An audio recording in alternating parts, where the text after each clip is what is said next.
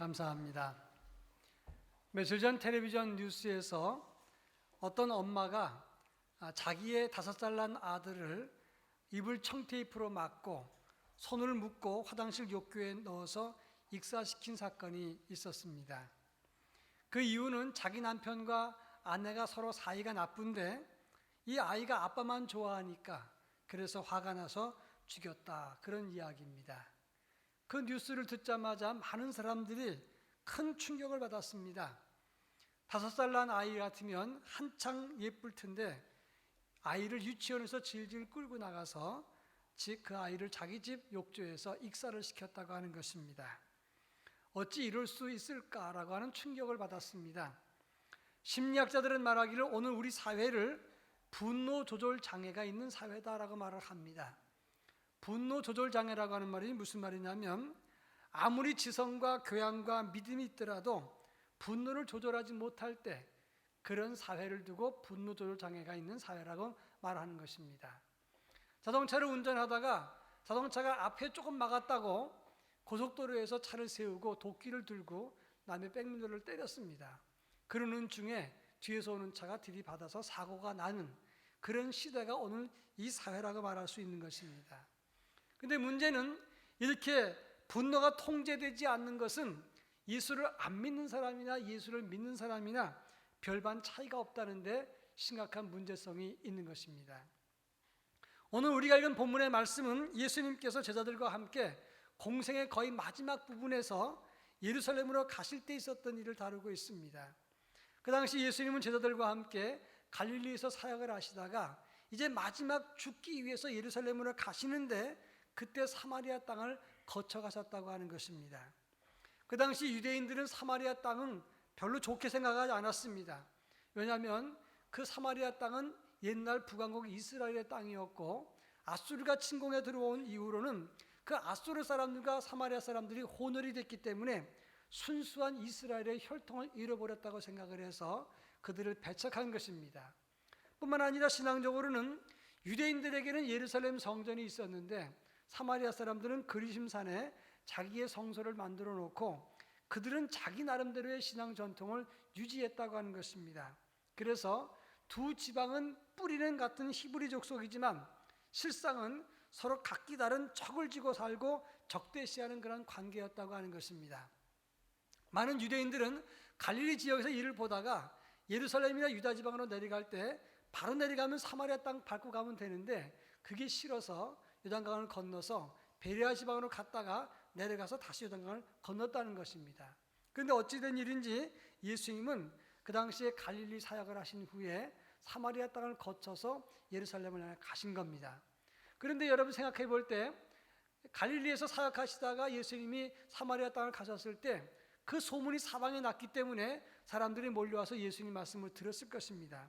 이런 것들이 불편했던 사마리아 사람들은 예수님이 계시는 것을 대단히 못마땅해서 배척한 것입니다. 그때 부당한 대우를 받았다고 생각했던 제자 야고보와 요한이 화를 내면서 오늘 54절에서 이렇게 말을 합니다. 54절 말씀을 다 같이 한번 읽어보겠습니다. 제자 야고보와 요한이 이를 보고 이르되 주여 우리가 불을 명하여 하늘로부터 내려 저들을 멸하라 하기를 원하시나이까. 오늘 본문의 말씀 보면 주여 우리가 불을 명하여 하늘로부터 내려 저들을 멸하라 하시기를 원하시나이까. 이 말은 주님 저들을 하늘에서 불 내려갖고 다 죽여버립시다, 이렇게 말한 것입니다. 예수님이 대단히 황당하게 생각하셨습니다. 그래서 그들을 책망하신 후에 그리고 예수님은 다른 지방으로 가셨다 하는 말씀이 오늘 우리가 읽은 본문의 내용인 것입니다. 저는 이 말씀이 한 주 동안 계속 묵상이 됐습니다. 왜냐하면 이들은 예수님을 3년 동안 따라다녔는데 그런데도 자기 기분 나쁘고 불편하다고 저들을 다 불태워버립시다 이렇게 말했다는데 큰 충격이 있는 것입니다. 우리가 예수를 믿고 그리스도 안에 거한다고 하면서도 그러면서도 얼마든지 분노 장애를 가진 사람들이 있다고 하는 것입니다. 그런 차원에서 앞으로 몇 주 동안 그리스도 예수 안에라고 하는 것이 어떤 의미가 있는 것인가, 그리고 예수 안에 사는 성도들은 삶 속에서 어떤 변화가 있어야 되는가를 함께 살펴볼까 합니다. 제일 먼저 오늘 본문이 주는 가장 큰 교훈 중에 하나는 우리가 예수 안에 산다고 하면서도 다스려지지 않으면 예수님의 책망을 받을 수밖에 없다는 그런 교훈을 주고 있는 것입니다.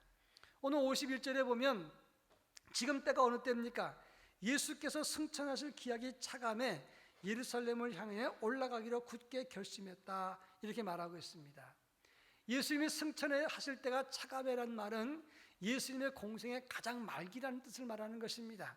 이 말은 이 야고보와 요한을 비롯한 제자들이 예수님 처음 만났을 때가 아니라 3년 동안 예수님의 교훈을 받았고 예수님 말씀을 들었고 예수님과 함께 하면서 예수님의 생각과 마음 그리고 예수님의 기적을 보았던 상태였다고 하는 것을 말하는 것입니다. 그들은 3년 동안 예수를 배웠지만 그러나 화가 나니까 예수님 저것들을 다 불태워 죽일까요? 이렇게 말했다는데 큰 충격이 있고 이것은 우리에게 주시는 교훈이 있다는 것입니다. 이렇게 말했던 야고보와 요한은 어떤 사람입니까? 마가복음 3장 17절에 보면 예수님이 그들 형제에게 보아너게라고 하는 별명을 줍니다. 이 보아너게라는 말은 여러분도 알다시피 우레의 아들이라는 뜻으로 그만큼 급하고 요란하고 시끄럽고 날카롭고 거친다는 것을 말하는 것입니다. 3년 동안 예수를 따라다니고 예수의 음성을 듣고 예수님 말씀을 들으면서 예수님과 함께 했으면서도 그들은 그 믿음과 성격이 다스려지지 않았다고 하는 것입니다. 바로 여기에 중요한 교훈이 있는 겁니다. 아무리 예수님과 함께한 제자라도 분노와 급한 것과 날카로운 것이 다스려지지 않으면 예수님의 책망을 받는다는 사실을 알아야 되는 것입니다. 오늘 보면 55절에 보면 55절 제가 읽겠습니다. 예수께서 돌아보시며 꾸짖으시고, 그런데 꾸짖으시고 끝에 보면 1번이라는 번호가 있고 그 밑에 나나주에 보면 어떤 고대 사본에는 55절 끝에 다음 말이 있음. 이르시되 너희는 무슨 정신으로 말하는지 모르는구나. 인자는 사람의 생명을 멸망시키러 온 것이 아니요 구원하러 왔노라 하시고, 이 말이 어떤 고대 사본에는 첨가되어 있다, 이런 뜻입니다. 여러분, 이 본문의 55절 끝부분에 보면 너희는 무슨 정신으로 말하는지 모르는구나 이렇게 말했는데, 오래 믿고 나를 따르면 뭐하냐? 믿음 따로 성격 따로 믿음 따로 분노 따로라면 그러면 무슨 정신으로 사는 것인지 모르는 것이다, 이렇게 예수님의 책망이 있다는 것입니다. 제가 지난 목요일날 신문을 보다가 서산대사의 제자였던 청매선사가 1548년도에 썼던 신무익이라고 하는 글을 제가 보고 목사에게 참 주는 교훈이다 생각을 하고 메모를 해놨습니다. 수행을 하고 돌을 닦아도 10가지 무익한 일이 있다, 그런 뜻이에요. 그 신무익 중에서 10가지 중에 5가지만 제가 소개한다면, 신불반조면 간경무익이라. 신불반조, 이 말이 무슨 말이냐면 마음을 돌보지 않으면 경전을 봐도 소용이 없다, 그런 뜻이에요. 또 부절아만이면 학법무익이라. 스스로 교만을 꺾지 않으면 법을 배워도 쓸모가 없다, 그런 뜻이고, 내무실덕이면 외의무익이라. 참다운 덕이 없으면 거칠해도 소용이 없다, 그런 말입니다. 불신정법이면 고행무익이라. 바른 법을 믿지 않고 고행이 쓸데없다, 그런 뜻입니다. 신비신실이면 교훈무익이라. 마음이 신실하지 않으면 말 아무리 잘해도 소용이 없다, 그런 뜻입니다. 수행을 열심히 하고 잘 믿고 기도 많이 하고 설교 잘한다고 해도 자기 자신이 다스려지지 않으면 무익하다, 그런 의미의 그런 내용이었기 때문에 저는 이게 목사에게 주는 교훈이라고 생각을 하고 다 메모를 해놨습니다. 우리 예수님을 따라서 제자가 되고 복음을 받고 믿음으로 구원받았다고 큰 소리를 쳐도 자기 분노 하나 다스리지 못한다면 너는 무슨 정신으로 사는 것이냐? 예수님이 그렇게 책망한다고 하는 말씀이 되는 것입니다. 여러분, 바울 서신에 보면 엔크리스토, 다시 말해서 인크라이스트라고 하는 말이 164번이나 등장을 합니다. 아주 많이 나오는 말입니다. 그런데 예수 안에라고 하는 말을 오해하지 말라고 성경은 말하고 있어요. 예수 안에 있는 것과 예수 곁에 있는 것은 같은 게 아닙니다. 많은 사람들이 예수 곁에 있는 것을 안에 있는 것으로 착각하는 경우가 많다고 하는 것입니다.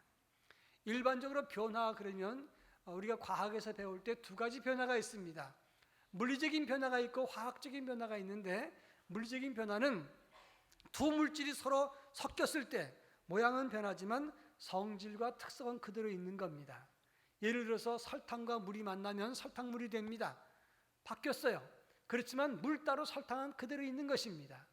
그런가 하면 화학적 변화가 있는데 이거 무슨 말이냐면 완전히 서로 다른 두 물질이 용해돼서 완전히 다른 물질로 바뀌는 겁니다. 예컨대 산소와 수소 각자가 만나면 합해서 H2O 물이 된다고 하는 것입니다. 우리가 예수 안에 있다는 것도 마찬가지입니다. 예수 따로 나 따로 있으면 이것은 그냥 물리적인 동거만 있을 뿐이지 진정한 변화가 아니라고 하는 것입니다. 예수를 믿어도 자기 불편하니까 저것들을 다 불태워 죽입시다 이랬던 제자들 3년 동안 예수님 말씀을 들었지만 사실은 진정한 변화가 아니라고 하는 것입니다.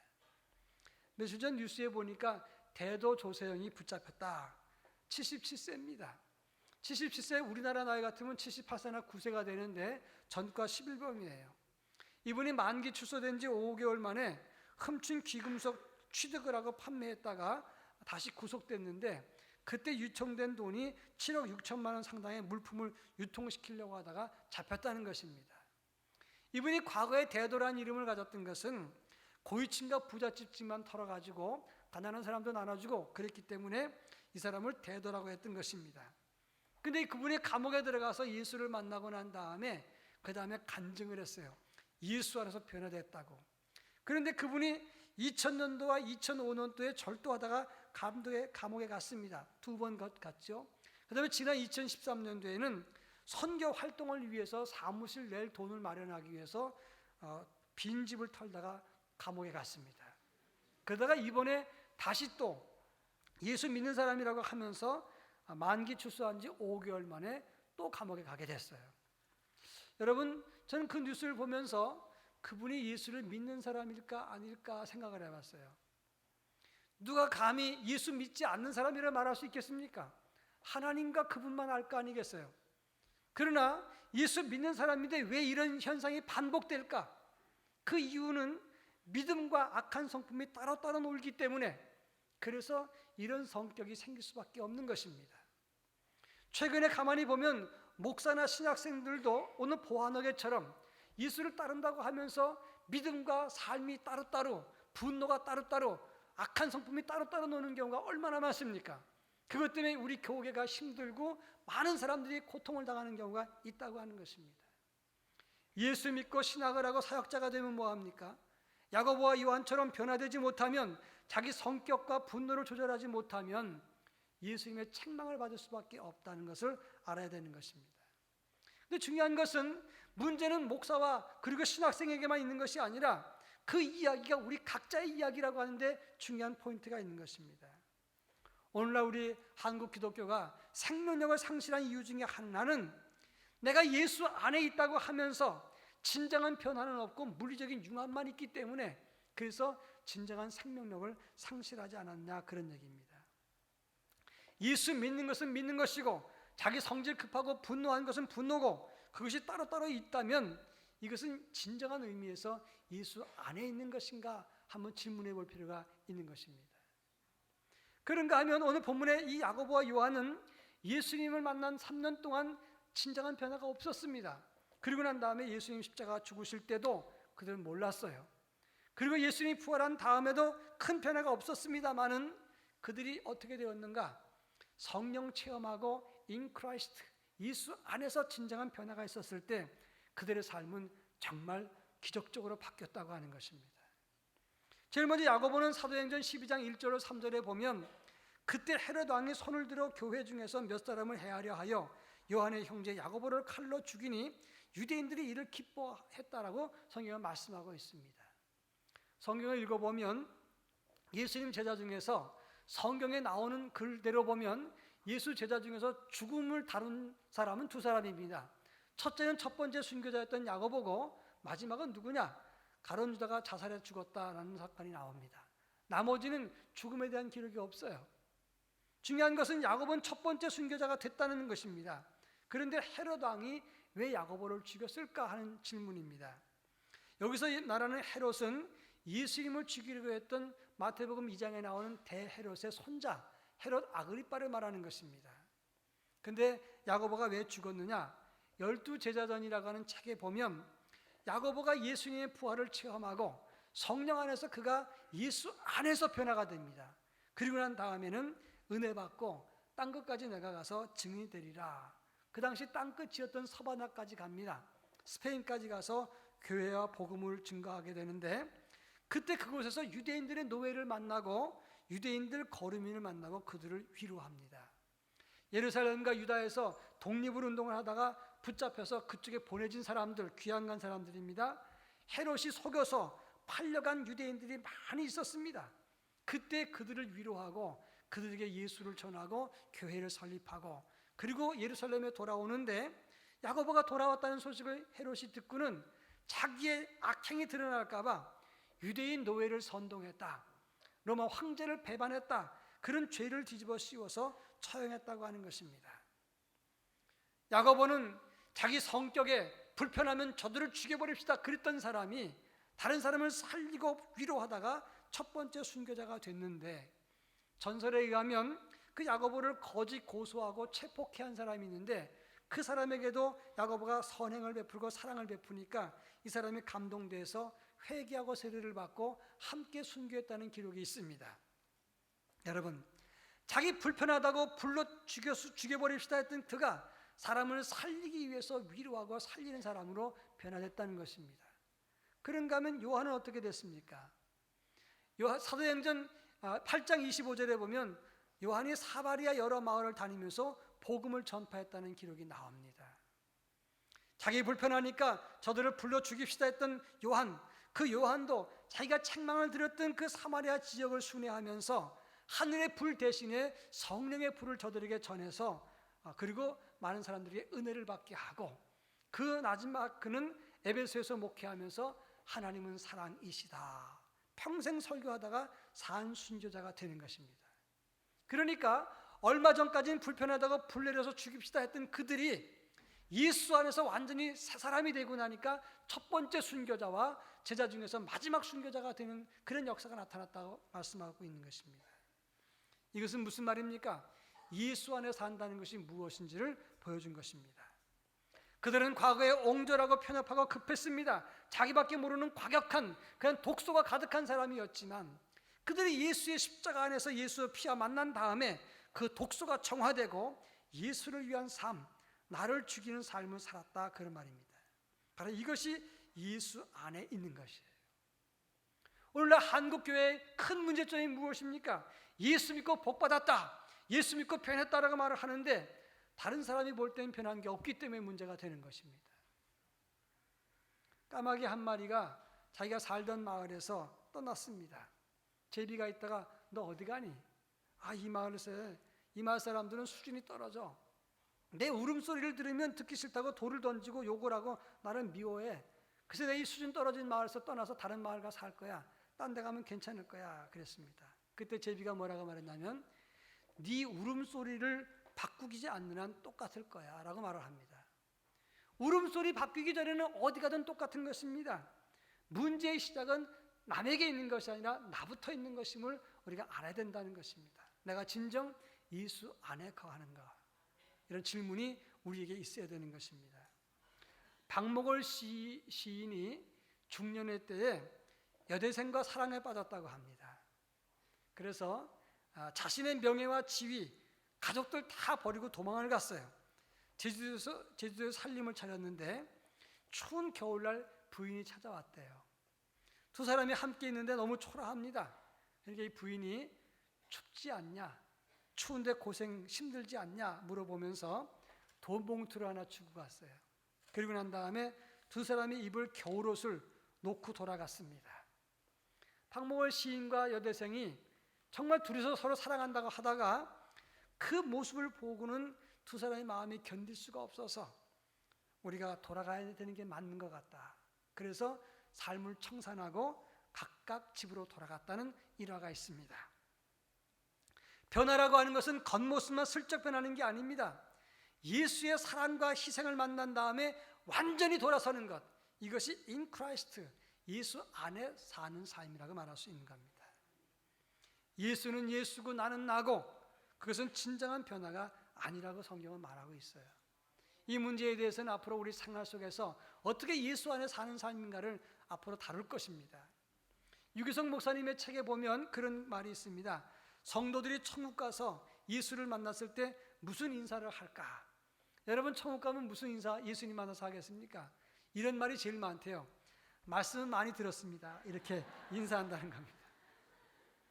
말씀만 많이 들었지 예수님과 함께 살지 못했기 때문에 말씀 많이 들었습니다. 인사한다는 겁니다. 예수 안에서 진정한 만남과 변화가 없이 그 안에 새로워지지 않았기 때문에 이런 말을 한다는 거예요. 예수를 믿어도 분노와 다스려지지 않는 잔인함, 탐욕과 하나님을 거스리는 것, 이것이 다스려지지 않고 변화되지 않으면 야고보와 요한과 다를 게 없다는 겁니다. 진정한 변화라고 하는 것은 예수 안에서 우리 안에 도끼가 빠지는 것이고 우리 안에 진정한 변화가 있는 것입니다. 자, 그렇다면 주 안에 있다는 것은 또 다른 의미가 무엇인가? 55절 말씀을 제가 읽겠습니다. 55절, 예수께서 돌아보시며 꾸짖으시고 1번의 어떤 고대 사본에는 이르시되 너희는 무슨 정신으로 말하는지 모르는구나. 다 같이 읽습니다. 인자는 사람의 생명을 멸망시키러 온 것이 아니요 구원하러 왔노라 하시고. 고대 사본에 이 말이 있다는 겁니다.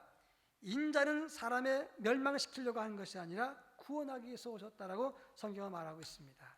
이게 무슨 말입니까? 그가 진정 주 안에 있지 못했을 때는 자기 불편할 때 저놈들을 다 불태워 죽입시다 이렇게 말했던 그들이었지만, 그들이 주 안에 살았을 때 예수님의 교훈이 뭡니까? 생명을 구원하기 위해서 오셨다고 말씀했어요. 다시 말해서 주 안에 있다는 말은 다른 사람을 생명을 구원하는데 그런 관점 속에 사는 사람이라는 것을 말하는 것입니다. 왜냐하면 예수라고 하는 이름이 구원이란 뜻이고 예수님께서 이 땅에 오신 목적도 생명을 살리기 위한 것입니다. 자, 그러면 오늘 우리가 예수 안에 있는지 없는지를 어떻게 아느냐? 영혼을 살리고자 하는 삶을 살면 예수 안에 있는 것입니다. 그런데 이건 너무 복잡합니다. 더 간단하게, 더 가까이 우리 피부적으로 느낄 수 있도록 설명하자면, 내가 주 안에 있는 것을 어떻게 아느냐?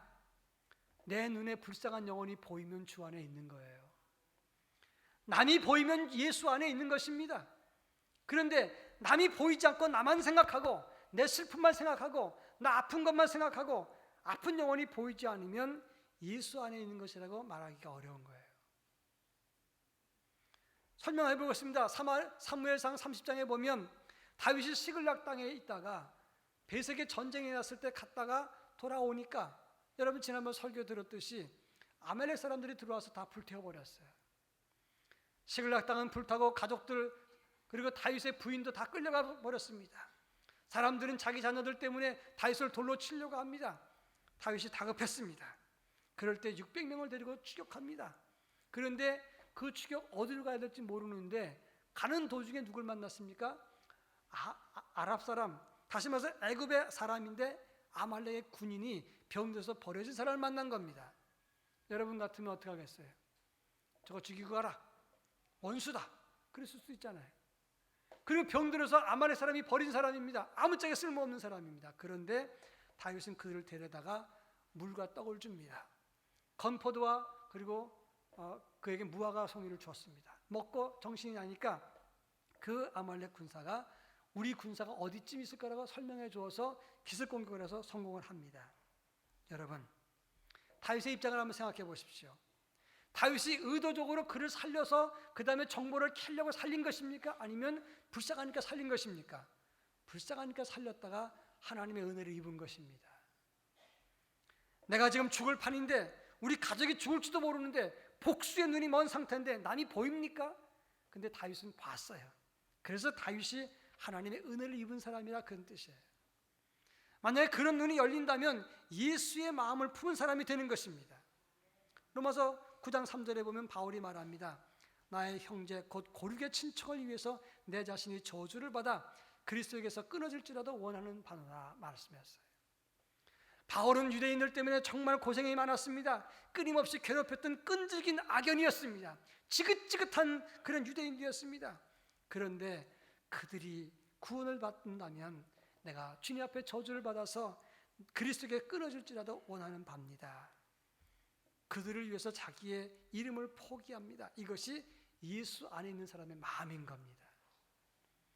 코리 텐 붐이라고 하는 네덜란드 소녀가 쫓기는 유대인들을 숨겨주었다는 이유 때문에 이 코리텐붐 가족이 다 나치 수용소에 끌려갔습니다. 고문을 받았습니다. 가족들은 거기서 다 죽었어요. 이 코리텐붐만 기적적으로 살아남았습니다. 예수 믿는 사람이기 때문에 이 사람이 다니면서 용서의 메시지를 전했어요. 전 세계 많은 사람들이 감동과 눈물을 흘렸습니다. 독일의 한 교회에서 간증을 하고 내려오는데 한 노신사가 악수를 청하는데 그 사람 얼굴을 보고 피가 거꾸로 올라오는 것 같았다는 거예요. 그 노신사가 누구냐? 자기 가족을 고문하고 죽인 사람입니다. 자기도 고문한 사람입니다. 처녀였던 자기 옷을 다 벗기고 고문하고 수치와 모욕과 수모를 준 장본인이었어요. 도저히 용서할 수가 없는 사람입니다. 악수할 수가 없었어요. 그때 그는 하나님께 그렇게 기도했답니다. 하나님, 나는 할 수 없습니다. 저 사람은 우리 부모를 죽인 원수입니다. 나는 저 사람을 용서할 수 없습니다. 그때 주님의 음성을 들려주었습니다. 나는 그 사람까지 구원하기 위해서 십자가를 졌느니라. 그때 코리텐붐이 눈물을 흘리면서 그 악수를 받고 용서해 줬어요. 그때 진정 용서를 받은 것은 누구였느냐? 노신사가 아니라 코리텐붐 자신이었다는 겁니다. 내가 비로소 내 마음의 자유를 얻었다라고 말했습니다. 그리고 말하기를 에베소 4장 32절 서로 친절하게 하며 불쌍히 여기며 서로 용서하기를 하나님이 그리스도 안에서 너희를 용서하신 것 같이 하라 라고 말을 했어요. 우리는 이 코리텐붐처럼 그렇게는 못합니다. 그런데 한 가지 제 마음에 찔리는 이야기가 있어요. 그리고 우리 모두가 생각해야 될 말이 있습니다. 가끔씩 제가 교인들 가정에 신방을 가면 부모 모시는 가정들이 있어요. 그렇게 예배를 드리면 부모님과 자녀들이 함께 예배를 드리는데, 그런데 가끔씩 보면 다 그런 건 아닙니다. 근데 젊은이들이 부모님한테 이거 드세요, 하지 마세요 이렇게 말해요. 본인들은 잘 몰라요. 왜냐하면 습관이 됐기 때문에. 근데 저는 느낍니다. 부모님이 귀가 어두워서 못 듣는다고 세게 말한다고 변명은 하지만 사실은 그 말 안에, 그 뉘앙스 안에 구박이 들어가 있어요. 그때 제 마음속에 느끼는 건 그러면 안 되는 건데 라는 생각이 들어요. 어쩌다 만나 명절 때 친척들이 만날 때 가끔씩이라도 예수 믿는 사람이 구박하듯이 말하는 것은 좋지 않습니다. 변명은 얼마든지 있을 수 있어요. 못 알아들으시니까, 귀가 어두우시니까 큰 말을 한다고 말하면서 그 말 안에는 분명히 구박이 들어가 있다 이 말씀이에요. 마태복음 18장 35절에 너희가 각각 마음으로부터 형제를 용서하지 아니하면 나의 하늘 아버지께서도 너희에게 이와 같이 하시리라. 성경은 말씀하고 있습니다. 칼빈 존슨이라고 하는 사람은 강간죄 누명을 쓰고 종신형 선고를 받았습니다. 16년 동안이나 감옥에서 고생을 했어요. 1999년에 유전자 감식 결과 때문에 무죄가 선고가 됐어요. 16년 동안 억울하게 옥살이를 했습니다. 과학이 발달해서 자기가 풀려났지만 얼마나 분노하겠습니까? 내 인생 망쳤는데. 허위 고발한 여인, 자기를 판결한 배심원들, 선고한 판사에 대해서 원한이 끌어오르지 않습니까? 근데 그가 남긴 유명한 말이 있어요. 한을 품으면 사람이 파괴됩니다. 나는 그리스도 예수 안에서 그들을 용서합니다라고 말해서 큰 감동을 주었어요. 예수 안에 산다는 것이 무엇입니까? 예수 곁에 있는 것을 예수 안에 산다고 말하면 안 돼요. 예수 안에 있어야 되는 것입니다. 예수 곁에서 흉내만 내는 게 아니고, 예수 믿는 믿음과 그리고 내 성품 따로 노는 게 아니라 진정 예수 안에서 남의 아픔이 보여지고 남이 보여지고 그리고 생명이 보여지는 삶을 갖는 것입니다. 그리스도 안에서 생명을 살리는 성도가 될 수 있기를 바랍니다. 특히 이번 추석에는 우리 주변에는 어른들 만날 거 아닙니까? 형제 자매들, 부모를 만날 거 아닙니까? 그들을 예수 안에서 볼 수 있기를 바랍니다. 그냥 점만 찍고 돈 10만 원 주고 돌아오는 게 아니라 정말 예수 안에서 어르신들을 다시금 형제 자매를 볼 수 있는 기회가 될 수 있기를 축원합니다. 기도하겠습니다.